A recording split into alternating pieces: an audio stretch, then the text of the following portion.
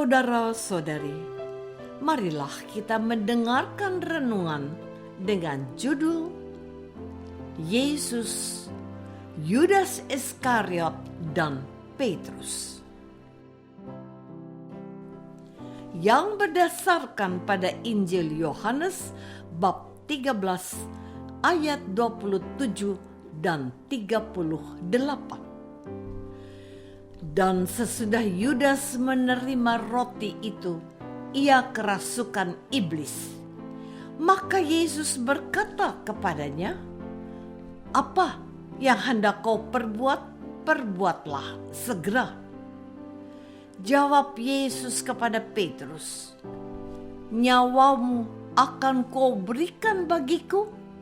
Sesungguhnya aku berkata kepadamu, sebelum ayam berkokok, engkau telah menyangkal aku 3 kali." Dalam nama Bapa dan Putra dan Roh Kudus. Amin. Saudara-saudari terkasih dalam nama Tuhan Yesus Kristus. Jumlah murid Yesus ada 12 orang. Setiap murid memiliki karakternya sendiri-sendiri dan memiliki latar belakang yang berbeda-beda. Pada pewartaan liturgi hari ini, gereja menghadirkan 2 nama rasul, yaitu Yudas Iskariot dan Simon Petrus secara bersama-sama.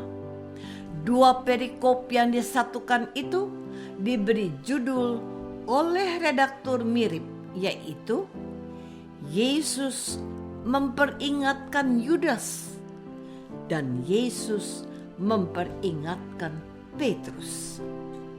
Kepada Yudas, Tuhan Yesus sudah menegaskan bahwa salah seorang dari mereka akan menyerahkan aku. Yudaslah orangnya.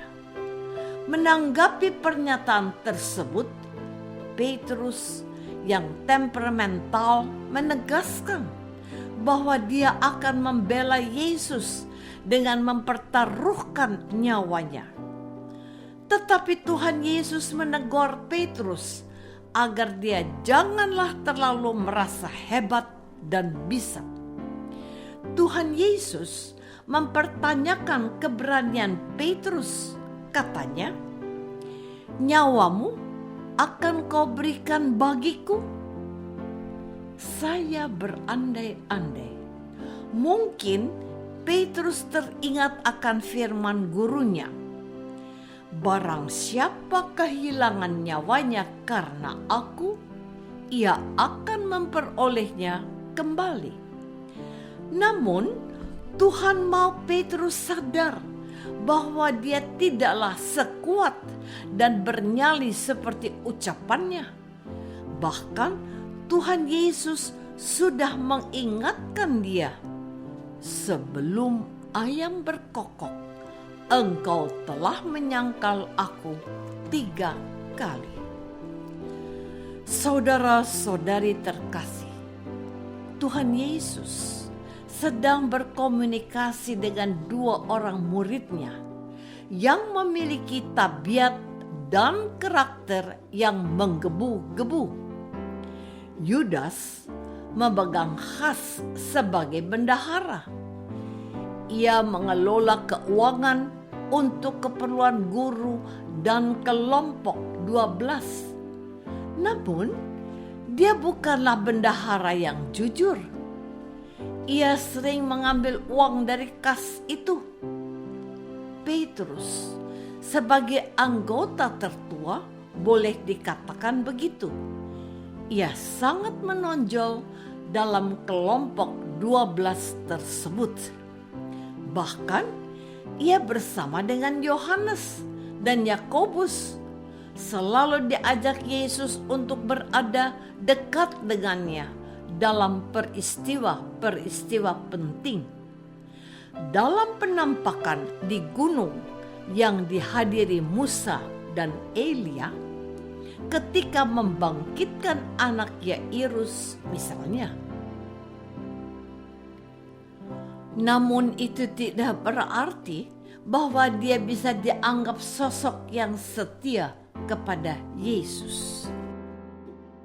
Saudara-saudari terkasih, Yudas telah ditetapkan sebagai seorang bendahara untuk kelompok 12 oleh Tuhan Yesus.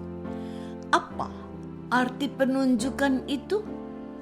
Itu berarti Tuhan memberikan sebuah kepercayaan kepada orang yang dianggap baik, jujur, dan bisa dipercaya untuk mengelola keuangan.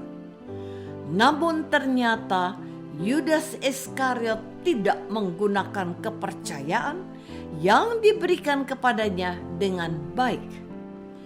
Penginjil Yohanes mengatakan bahwa dia adalah seorang pencuri.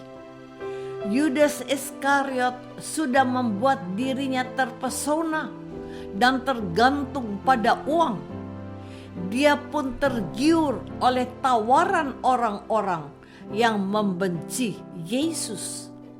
Mereka siap memberi imbalan uang kepadanya kalau ia bisa menyerahkan Yesus. Yudas menjadi hamba uang, sementara Petrus yang merasa dirinya sebagai pengikut yang loyal dan setia kepada Yesus, dia mau menunjukkan kepada Tuhan Yesus bahwa dia bisa diandalkan. Dia siap mengorbankan nyawanya untuk membela dan melindungi gurunya. Tetapi Tuhan Yesus mempertanyakan rasa percaya diri Petrus yang besar itu. Katanya, "Nyawamu akan kau berikan bagiku?" Petrus lupa bahwa dia adalah manusia biasa yang penuh dengan kekurangan dan kelemahan. Alih-alih menjaga gurunya, ia malah menyangkal Yesus sebanyak 3 kali dan berdalih tidak mengenal siapa itu Yesus. Saudara-saudari terkasih, Yudas Iskariot dan Petrus adalah gambaran orang-orang yang pada mulanya dipilih menjadi pengikut Tuhan Yesus. Orang Kristen yang mirip Yudas menjadikan status kekristenannya untuk tujuan yang tidak sesuai dengan harapan atau ekspektasi orang pada umumnya. Orang Kristen itu adalah orang yang baik, orang yang jujur, dapat dipercaya dan dapat diandalkan. Namun, ada saja orang yang menyalahgunakan citra baik orang Kristen tersebut. Mereka yang diharapkan berlaku jujur, malah sebaliknya mengedepankan kepentingan mereka sendiri. Ketika mengikut perayaan Ekaristi, ada seorang imam yang mengatakan orang seperti ini, julukannya adalah tiger.